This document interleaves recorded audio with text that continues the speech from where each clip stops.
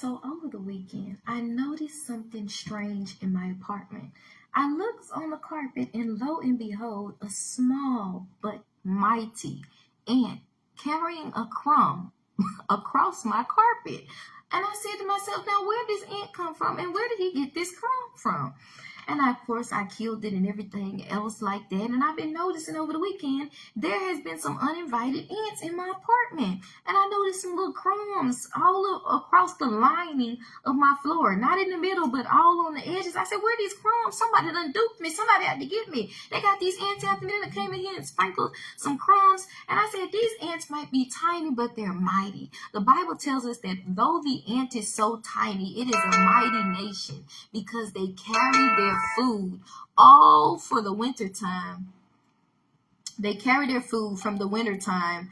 As tiny as they are, they gather their food in the summertime for the wintertime. The Bible tells us that they are small but mighty. And I said to myself, everything isn't what it seems. I'm in here relaxing, I'm sleeping, I'm enjoying, not even knowing I have some uninvited guests in here. I have some ants creeping in the crevices, gathering their food for the wintertime. I had to evict them. I had to go through and get all those crumbs out. I had to spray this mighty mint repellent, and I had to let them know, no, you can't stay here. But it really gave me some insight, because sometimes we think we're good. Sometimes we're relaxing in our sin, or we're relaxing just going about life, not even knowing what lies underneath. There was a movie, if you can recall, and it was called What Lies Beneath. Everything ain't what it seems on the outside. They look like they married and have no problems. She look like she's single and fine. I look like I got it going on, but I'm missing this, I'm missing that, I'm missing a husband, I want kids, I want this, I want that. We all missing something, and sometimes we put on a mask, but what really lies beneath will reveal itself when in an unexpected time. And that's what happened with me. I was just laying there relaxing, sleeping, not even knowing these ants was coming to take over me, feasting on this chocolate during the night. No wonder I was waking up itching. But it let me know that sometimes, like I said, we be going about life like we're fine, wearing this mask, like we all good, but something lies beneath in our heart. There's some anger, there's some bitterness, there's some resentment, there's hurt. And I know for me it is true. And you try to keep moving, but you got to address the hurt. You got to address the bitterness. You got to address the anger. And for me, it's some anger, it's some hurt. And for you, it may be addiction, or it may be unforgiveness. But whatever lies beneath, we have to stop. We have to park,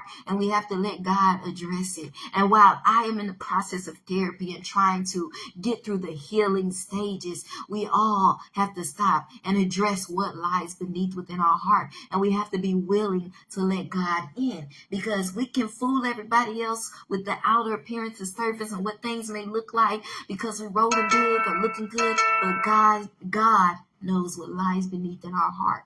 And he says, from the heart committed fornication, blasphemies, envies, all these things. It said it's not what goes in the body that defiles a man, but what proceeds out of the heart. That's why David cried, created me a clean heart, renew a right spirit within me. So I ask you today, what lies beneath? What's inside? What's underneath the mask? What's inside your heart that God needs to clean out? I told you what it is for me. We all have something, and we can't fool God. Let God in today, because what lies beneath needs to be cleaned out. We need to have a pure heart so that we can please God. A pure heart and clean hands. So if it's unforgiveness, forgive. If you're dealing with hurt and bitterness and anger like me, get in therapy. Allow God to heal you. But don't let it stay in the crevices, stay hidden, so that it what's it called? Grows and becomes what do they call that?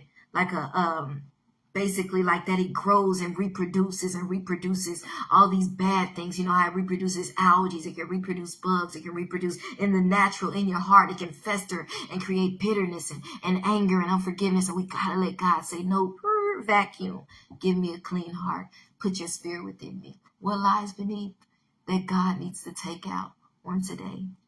Let him in. God bless you.